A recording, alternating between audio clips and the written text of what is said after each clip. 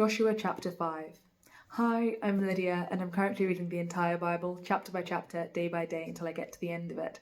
I started in James and then I got to halfway through Exodus and needed a bit of a break. I needed stories again, so I moved on to Joshua. I'll jump back to Exodus at some point, but that point is not today. So feel free to join me here, there, or anywhere, and let's jump right into it. Did I say I'm reading the Bible a chapter a day every day? More or less? If not, that's what I do. So feel free to follow that journey and let's do it. Joshua chapter 5. Circumcision at Gilgal. Now, when all the Amorite kings west of the Jordan and all the Canaanite kings along the coast heard how the Lord had dried up the Jordan before the Israelites until we had crossed over. Okay. Their hearts melted and they no longer had the courage to face the Israelites. At that time, the Lord said to Joshua, "Make flint knives and circumcise the Israelites again." So Joshua made flint knives and circumcised the Israelites at Gibeath Haraloth. Now, this is why he did so. All those who came out of Egypt, all the men of military age, died in the desert on the way after leaving Egypt.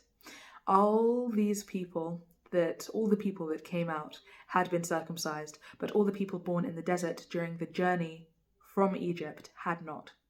The Israelites had moved about in the desert 40 years until all the men who were of military age when they left Egypt had died, since they had not obeyed the Lord.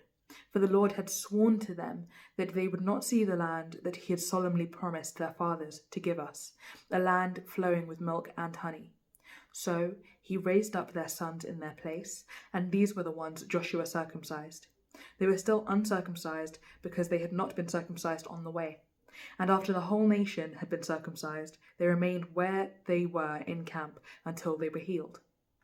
Then the Lord said to Joshua, "Today I have rolled away the reproach of Egypt from you." So the place has been called Gilgal to this day. On the evening of the 14th day of the month, while camped at Gilgal on the plains of Jericho, the Israelites celebrated the Passover. The day after the Passover, that very day, they ate some of the produce of the land, unleavened bread and roasted grain. The manna stopped the day after they ate this food from the land. There was no longer any manna for the Israelites, but that year they ate of the produce of Canaan. The fall of Jericho. Now, when Joshua was near Jericho, he looked up and saw a man standing in front of him with a drawn sword in his hand. Joshua went up to him and asked, "Are you for us or for our enemies?" "Neither," he replied, "but as commander of the army of the Lord, I have now come." Then Joshua fell face down to the ground in reverence and asked him, "What message does my Lord have for his servant?" The commander of the Lord's army replied, "Take off your sandals, for the place where you are standing is holy." And Joshua did so. Right. Thank you so much for joining me today and for reading the Bible with me and for pouring into your own relationship with God. This is great stuff and I'm very happy for you. I pray that God blesses you abundantly today and tomorrow in case I do not post, but I do plan on doing so. I'm thinking I'm going to read quite a bit of this of this book today. So yeah, these videos will be ready and being waited. Yeah, I don't know.